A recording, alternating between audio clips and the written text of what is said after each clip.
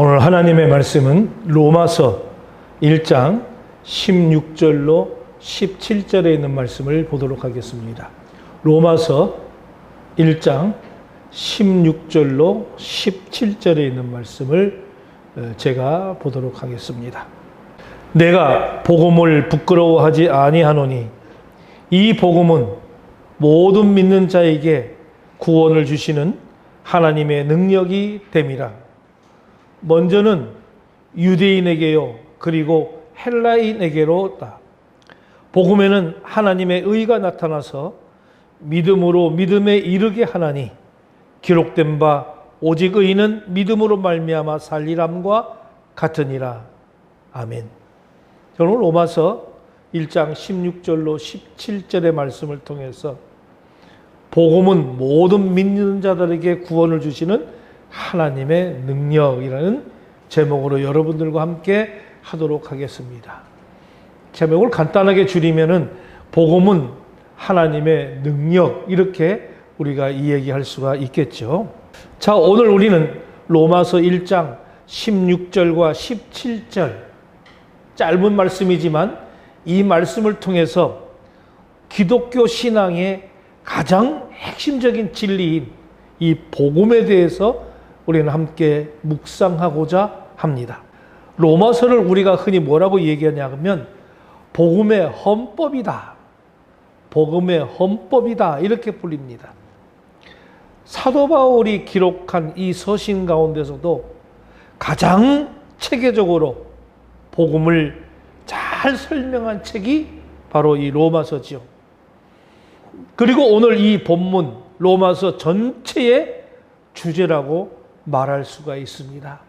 어찌 보면 오늘 읽은 이 말씀은 성경 전체의 주제라고 해도 과언은 아니죠. 주제지요. 바울은 로마 교회 편지를 보내면서 자신의 신앙 고백을 담아서 오늘 본문 16절에서 이렇게 얘기합니다. 내가 복음을 부끄러워하지 아니하니라. 이렇게 선언합니다. 내가 복음을 부끄러워하지 않는다. 이 말은 무슨 말이냐면 내가 복음을 자랑스럽게 여긴다라고 하는 이런 의미입니다. 당시 로마 세계는 이 로마는 세계를 지배했던 아주 대제국이죠. 그들은 권력과 철학과 문학이 아주 가득 찬 그런 도시였습니다. 사람들은 힘을 자랑했고 지혜를 자랑했고 또 성공을 자랑했습니다. 그런 로마 한복판에서 바울은 담대하게 외쳤습니다. 나는 복음을 부끄러워하지 않는다.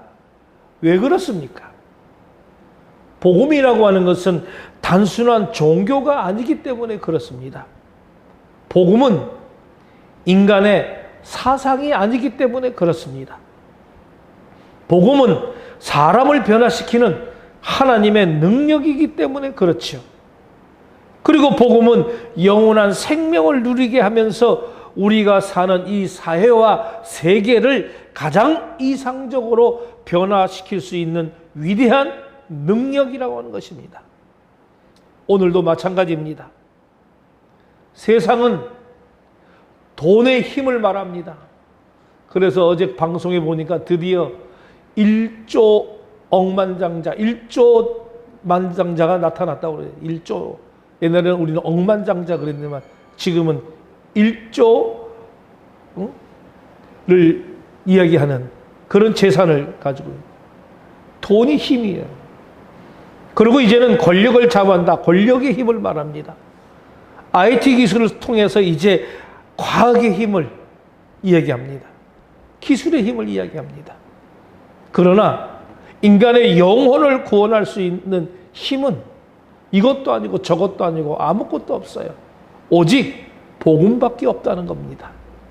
오늘 말씀을 통해서 우리는 세 가지를 함께 살펴보고자 합니다. 첫째, 이 복음은 부끄러워할 것이 아니라 우리가 자랑해야 될 하나님의 능력이라는 것. 두 번째는 이 복음은 모든 믿는 자에게 구원을 주시는 하나님의 은혜다라고 하는 것이고요. 세 번째는 복음은 믿음으로 살게 하는 하나님의 의를 나타내는 것이다. 이 말씀을 통해 복음의 능력을 우리는 다시 붙들고 살아가는 우리 모두가 되시기를 주님의 이름으로 축원합니다. 먼저 우리가 첫 번째 볼 수 있는 영적인 교훈은 복음은 부끄러울 것이 아니라 자랑해야 될 하나님의 능력이라고 그랬습니다. 오늘 본문 16절을 이렇게 시작합니다. 16절에 보면 내가 복음을 부끄러워하지 아니하노니. 바울이 왜 이 말을 했을까요? 당시 십자가는 가장 수치스럽고 잔인한 처형 그런 도구였습니다. 그러니까 로마 제국은 극한 범죄자나 반역자들에게 이 십자가형을 집행했는데, 따라서 십자가는 영광의 상징이 아니라 수치와 저주의 상징이었던 것이죠. 예수님은 바로 그 십자가 위에서 죽으셨습니다.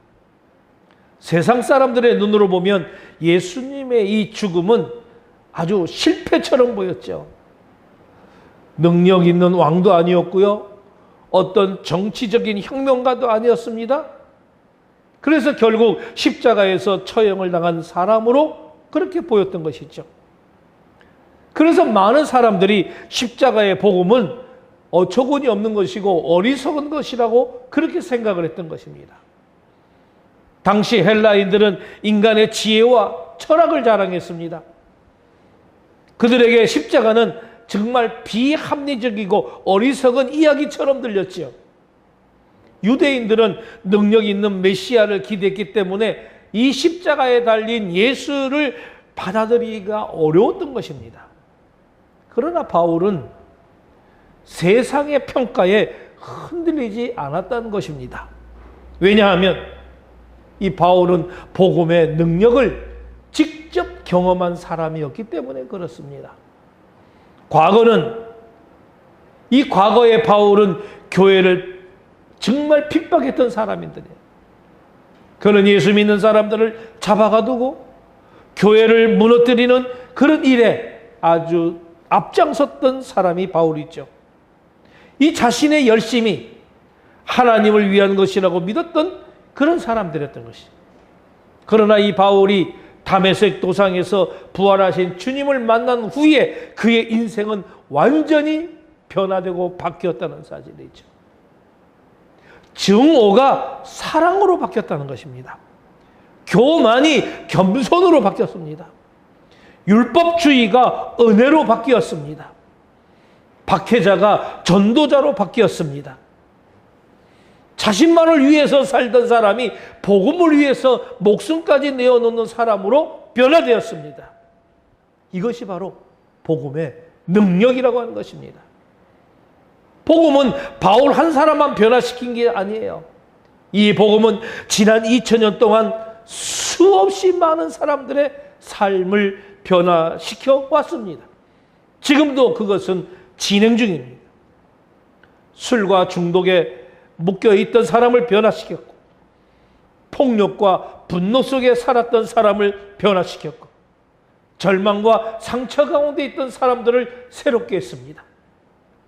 깨어진 가정을 회복시키고 미움으로 가득 찬 그 마음에 사랑을 심어주었습니다. 왜 그렇습니까? 복음은 단순한 종교적 가르침이 아니었기 때문입니다. 복음은 단순히 어떤 도덕교육이 아니었기 때문입니다. 복음은 살아계신 하나님의 능력이기 때문에 그렇습니다. 오늘날 사람들은 여전히 복음을 가볍게 여기는 경우가 있어요. 어떤 사람은 복음을 하나의 어떤 종교적 선택지로 그 정도로 생각합니다. 또 어떤 사람은 시대에 뒤떨어진 이야기라고 말하기도 합니다. 또 어떤 철학자는 조작된 것이라고도 이야기합니다. 그러나 복음은 결코 낡은 이야기가 아니고 조작된 이야기가 아니라 복음은 오늘도 살아서 역사하시는 하나님의 능력이라고 하는 거예요. 사람은 법으로 완전히 바뀌지 않습니다. 강요로도 바뀌지 않습니다. 교육만으로도 근본적으로 변하지 않습니다. 겉모습은 달라질 수 있지만 마음은 그대로일 수 있습니다. 그러나 복음은 안 그래요. 이 복음은 사람의 가장 깊은 곳을 변화시킵니다.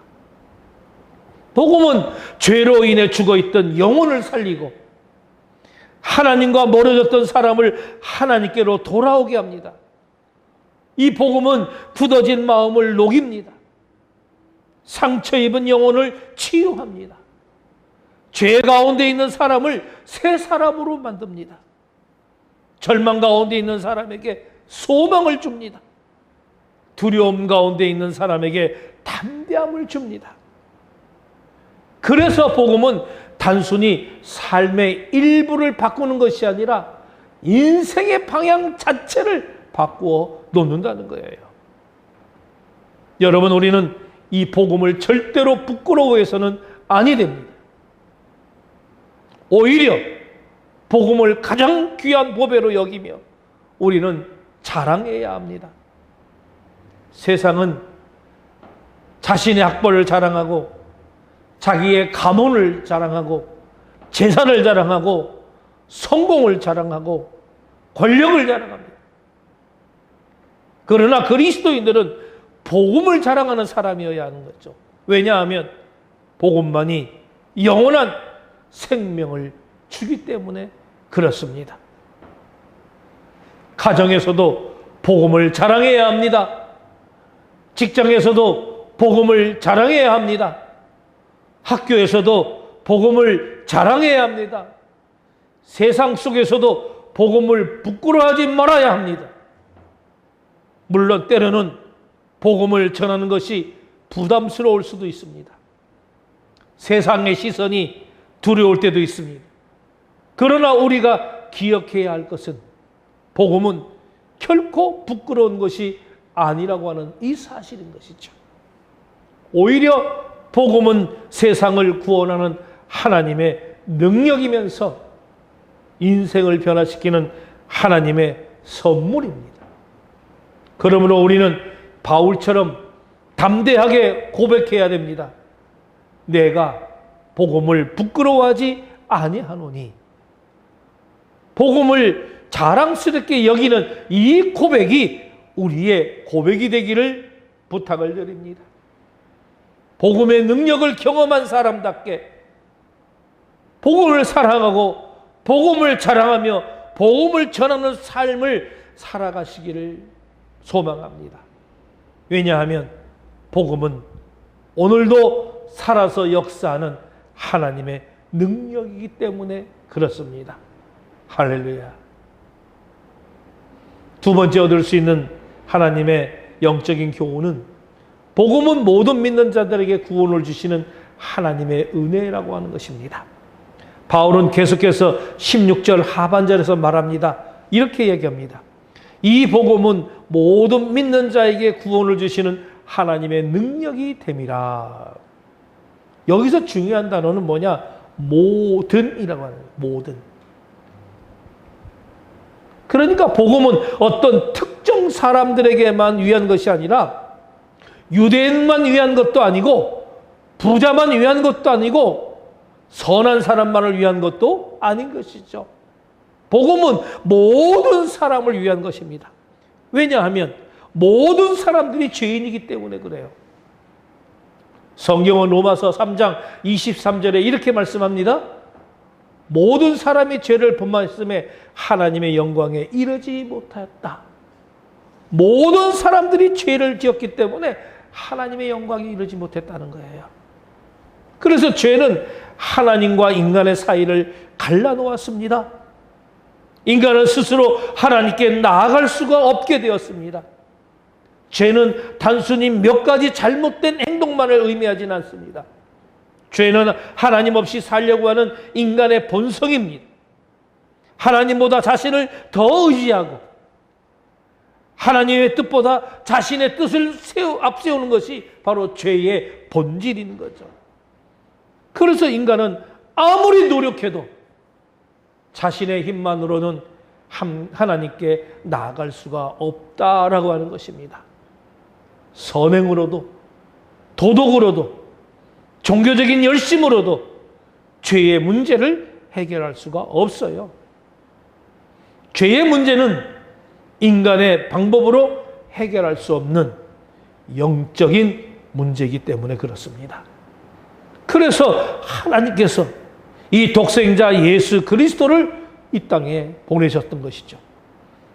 예수님은 우리의 죄를 대신 지시고 십자가에 죽으셨습니다. 죄 없으신 분이 죄인들을 대신하여 형벌을 받으셨다 이거예요. 그리고 사흘 만에 부활하심으로 죄와 사망의 권세를 이겼습니다. 이것이 바로 복음의 핵심이에요. 복음은 내가 잘했기 때문에 구원받았다 이런 소식이 아니에요. 복음은 하나님께서 너를 사랑하셔서 구원의 길을 열어놓으셨다라고 하는 이 소식입니다. 복음은 인간이 하나님을 찾아간 이야기가 아니라 하나님께서 죄인을 찾아오신 이야기예요. 복음은 심판의 소식이기 전에 바로 이 복음은 사랑의 소식이고 정죄의 소식이기 전에 은혜의 소식입니다. 구원은 인간의 공로가 아닙니다. 이것은 하나님의 은혜입니다. 우리가 예배소서 2장 8절에는 이렇게 말씀하십니다. 너희는 그 은혜에 의하여 믿음으로 말미암아 구원을 받았으니 이것이 너희에게서 난 것이 아니요 하나님의 선물이다. 은혜는 하나님의 선물이라고 분명하게 말씀을 하고 있습니다. 그렇기 때문에 이 선물은 값을 지불하고 사는 것이 아니라 우리가 감사함으로 받는 것입니다. 그래서 누구든지 믿으면 바로 구원을 받을 수가 있습니다. 나이가 많아도 과거가 어떠해도 실패가 많아도 죄가 많아도 예수님을 믿으면 구원을 받을 수 있습니다. 과거의 실수가 아무리 크더라도 하나님의 은혜보다 클 수는 없다는 것이죠. 세상이 포기한 사람일지라도 하나님은 포기하지 않으신 분입니다. 사람은 과거를 보지만은 하나님은 회복될 그 미래를 보신다는 것입니다. 십자가 곁에서 함께 십자가에 달렸던 강도를 보십시오. 그는 평생 죄 가운데 살았지만 그 마지막 순간에 예수님을 믿었을 때에 구원의 약속을 받았습니다. 여러분들이 가장 잘 아는 탕자를 보십시오. 아버지를 떠나 모든 것을 잃어버렸지만 돌아왔을 때 아버지는 정지하지 않고 아버지 품어 주셨습니다. 이것이 바로 복음의 은혜입니다. 복음은 절망한 죄인에게 새로운 시작을 허락하는 바로 하나님의 사랑이라는 것이죠. 오늘 본문은 특별히 먼저 유대인에게요 그리고 헬라인에게로다 이렇게 말씀하셨습니다. 이것은 복음이 민족과 문화의 경계를 뛰어넘는 그런 의미의 이야기입니다. 당시 유대인들은 자신들이 하나님의 선택받은 그런 선민 민족이라고 생각했습니다. 그러나 하나님은 복음을 모든 민족에게 주셨던 것이죠. 유대인뿐만이 아니라 헬라인에게도, 남자뿐만이 아니라 여자에게도, 종에게도, 자유인에게도 모든 사람들에게 구원의 문을 열어주셨습니다. 이것은 하나님께서 얼마나 크신 사랑으로 세상을 품고 계시는지를 우리들에게 잘 보여주는 것이죠. 하나님은 모든 민족을 사랑하셨습니다. 하나님은 모든 영혼을 귀하게 여기셨습니다. 그러므로 우리 교회는 특정 계층이나 특정 사람들만 위한 그런 공동체가 되어서는 절대로 안 되는 것입니다. 교회는 모든 사람들에게 열려 있어야 하고 모든 사람에게 복음을 전해야 하는 것입니다. 따라서 오늘날 우리의 적용도 분명해야 합니다. 첫째로 우리는 하나님의 은혜를 결코 당연히 여기서는 안 된다. 구원은 우리의 자격 때문이 아니라 전적인 하나님의 은혜 때문이다. 두 번째, 우리는 복음 안에서 감사하며 살아야 된다. 구원의 간격을 잃어버린 신앙은 쉽게 형식적인 신앙이 되기 때문에 그렇습니다. 셋째, 우리는 복음을 전하는 그런 삶을 살아야 된다. 복음을 받은 사람은 복음을 전하는 사람이 되어야 합니다. 은혜를 받은 사람은 은혜를 나누는 사람이 되어야 합니다. 네 번째, 우리는 모든 영혼을 하나님의 시선으로 바라보아야 합니다. 하나님께서 사랑하시는 사람을 우리가 외면해서는 아니 된다는 말씀이죠. 하나님께서 구원하기 원하시는 그 영혼을 위해서 기도하면서 우리는 복음을 전해야 합니다. 여러분, 이 복음은 특정한 사람만을 위한 소식이 아니라는 것을 다시 한번 제가 강조합니다. 복음은 오늘도 모든 믿는 자에게 구원을 주시는 하나님의 능력입니다. 그러므로 우리는 이 놀라운 은혜를 붙들고 살아야 되는 거예요. 그리고 우리만 은혜를 누리는 데 머물지 말고 아직 이 복음을 알지 못하는 사람들에게 이 구원의 소식을 전하는 바로 복음의 증인들이 되어야 할 것입니다. 그리할 때 하나님께서 우리를 통해서 더 많은 영혼들을 구원의 길로 인도해 주실 줄로 믿습니다. 아멘. 세 번째 얻을 수 있는 우리 영적 교훈은 복음은 믿음으로 살게 하는 하나님의 의를 나타냅니다. 오늘 본문 17절은 이렇게 말합니다. 복음에는 하나님의 의가 나타나서 믿음으로 믿음에 이르게 하나니. 굉장히 중요한 말씀이에요. 여기서 하나님의 의는 매우 중요한 표현입니다. 로마서 전체를 이해하는 바로 핵심 주제가 바로 하나님의 의예요. 인간이 자신의 노력으로 의롭게 될 수가 없다는 것입니다. 아무리 선하게 살아도, 아무리 많은 선행을 해도 죄의 문제로 스스로 해결할 수는 없어요. 그래서 사람은 겉모습은 바꿀 수 있지만 죄로 물든 본성까지는 바꿀 수가 없는 법입니다. 그러나 하나님께서는 예수 그리스도를 통해서 의의 길을 열어주셨습니다. 하나님께서는 십자가에서 우리의 죄를 대신 치르셨기 때문입니다. 죄 없으신 예수님께서 죄인인 우리를 대신하여 형벌을 받으심으로 하나님께서 믿는 그 자들을 의롭게 하였다고 선언할 수가 있게 되었습니다. 그래서 예수님을 믿는 사람들은 하나님 앞에서 의롭다 하심을 받게 되는 것입니다. 이거를 신학적으로 이야기하면 칭의라고 이야기를 하는 겁니다.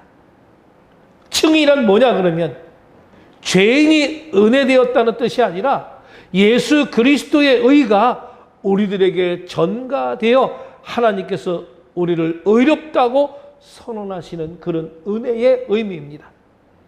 이것은 인간의 공로가 아니라 전적인 하나님의 은혜입니다. 우리가 의롭게 되기 때문에 구원받는 것이 아니라 하나님께서 의롭다고 여겨주시기 때문에 구원받는 것입니다. 이것이 바로 복음의 놀라운 은혜이며 우리 기독교의 신앙의 핵심이라고 하는 거예요. 종교개혁자 마틴 루터는 바로 이 말씀을 통해서 큰 깨달음을 얻었던 사람입니다. 그는 오랫동안 자신이 노력으로 함께 하나님께 인정받으려고 했어요. 그래서 그는 금식도 했습니다. 기도도 했습니다. 수도원 생활도 열심히 했습니다. 그러나 그의 마음에 참된 평안이 없었습니다. 왜냐하면 아무리 노력해도 자신이 충분히 의롭다고 느낄 수가 없었기 때문이죠.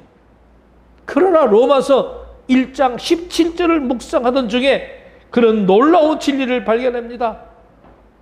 의인은 믿음으로 말미암아 살리라. 이 한마디를 이 마틴 루터는 발견하게 된 거예요. 그러니까 구원은 인간의 행위가 아니라 바로 믿음으로 받는다는 사실을 깨달은 것입니다. 하나님의 의는 인간이 만들어내는 의가 아니라 하나님께서 선물로 주시는 의라고 하는 사실을 이 친구가 발견하게 된 것이죠. 바로 이 깨달음이 종교개혁의 불씨가 되었고 교회 역사를 바꾸는 결정적인 계기가 되었습니다. 여러분, 우리도 믿음으로 살아야 합니다. 세상은 눈에 보이는 것을 믿으라고 말합니다. 세상은 계산 가능한 것만 신뢰하고 가르칩니다. 그러나 그리스도인은 눈에 보이는 환경보다 눈에 보이지 않는 하나님의 약속을 붙드는 그런 사람들이어야 되는 거죠. 환경보다는 하나님을 믿고, 문제보다 하나님을 믿고, 두려움보다 하나님의 약속을 믿고 살아가는 사람입니다. 사람들은 현실을 보며 낙심하지만 믿음의 사람은 현실 너머에 있는 일하시는 그 하나님을 바라보아야 된다는 거예요. 아브라함은 자녀가 없는 상황에서도 하나님의 약속을 믿었습니다. 모세는 홍해 앞에서도 하나님의 인도하심을 신뢰했습니다. 다윗은 골리앗 앞에서도 하나님의 능력을 의지했습니다. 그들은 완벽한 사람들이 아니었잖아요. 그러나 하나님의 말씀을 믿는 사람들이었습니다. 믿음은 단순히 어떤 구원의 시작만이 아니라는 것이죠. 믿음은 우리의 삶 전체를 움직이는 원리입니다. 그래서 예배도 믿음으로 드리고, 기도도 믿음으로 하고, 순종도 믿음으로 합니다. 고난 가운데 견디는 것도 믿음이며 바로 소망을 잃지 않는 것도 믿음인 거예요. 그래서 바울은 말합니다. 믿음으로 믿음에 이르게 한다. 굉장히 중요한 말이에요. 믿음으로 믿음에 이르게 한다. 이것은 믿음으로 시작하고 믿음으로 자라가며 믿음으로 완성되는 그런 의미가 바로 믿음으로 믿음에 이르게 한다 이 말입니다. 한국 성경으로는 절대 이해할 수가 없는 말이죠. 그러니까 구원의 시작도 믿음이고 성화의 과정도 믿음이며 하나님의 나라를 이루는 마지막 순간까지도 우리는 믿음으로 살아간다라고 하는 것이죠. 이거는 하나님과 인간이 바른 관계를 맺는 길이라고 하는 그런 의미예요. 그리스도인의 삶을 특정짓는 성숙한 믿음을 가리킵니다. 오늘날 우리의 문제 가운데 많은 부분은 바로 환경 문제가 아니라 바로 이 믿음의 문제인 거예요. 믿음이라는 것을 한국의 그리스도인들이 잘 이해를 못하고 있다는 것에 너무나 가슴이 아픕니다.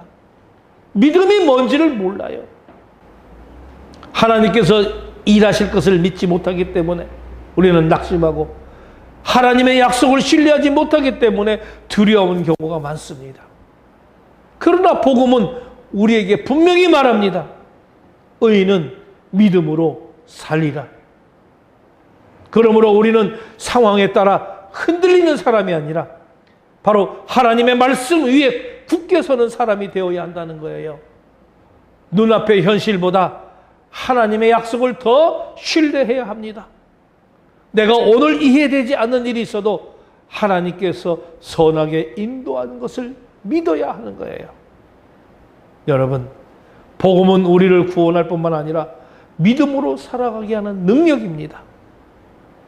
복음은 하나님의 의를 나타내며 그 안에서 우리는 날마다 믿음으로 살아가게 됩니다. 그러므로 어떤 상황 속에서도 이 믿음을 잃지 마시기를 바랍니다. 하나님의 약속을 붙드시기를 바랍니다. 믿음으로 시작한 삶을 믿음으로 끝까지 걸어가시기를 바랍니다. 그때 하나님께서 우리의 삶 가운데 역사하시고 우리의 믿음을 더욱 견고하게 하시면서 마침내 우리를 영광스러운 하나님 나라에 이르게 하실 줄로 믿습니다. 결론적으로 말씀을 정리합니다. 복음은 오늘도 살아 역사하는 하나님의 능력이라는 것을 기억하십시오. 여러분, 바울은 로마 제국 한복판에서 담대하게 외쳤습니다. 내가 복음을 부끄러워하지 아니하노라. 이 고백은 오늘 우리의 고백이 되어야 한다는 것이죠. 복음은 과거의 이야기가 아닙니다. 복음은 오늘도 살아있습니다. 복음은 죽은 영혼을 살립니다. 복음은 절망을 소망으로 바꿉니다. 복음은 죄인을 의인으로 만듭니다. 복음은 무너진 인생을 새롭게 합니다. 우리가 붙들어야 될 것은 세상의 권력이나 힘이나 돈이 아니라 바로 복음의 능력입니다. 여러분, 세상이 흔들려도 복음은 절대로 흔들리지 않습니다. 시대가 변해도 복음은 변하지 않습니다. 사람은 변해도 하나님의 구원의 약속은 절대로 변하지 않습니다. 그러므로 복음을 붙드시기를 바랍니다. 복음을 자랑하시기를 바랍니다. 복음을 전하시기를 바랍니다. 복음 안에서 살아가시기를 소망합니다. 그때 하나님께서 우리 개인의 삶을 변화시키고 가정을 변화시키고 교회를 변화시키고 이 땅 가운데 구원의 역사를 이루어 가실 줄로 믿습니다. 오늘도 복음은 모든 믿는 자에게 구원을 주시는 하나님의 능력임을 확신하며 살아가는 저와 여러분 되시기를 주님의 이름으로 축원합니다.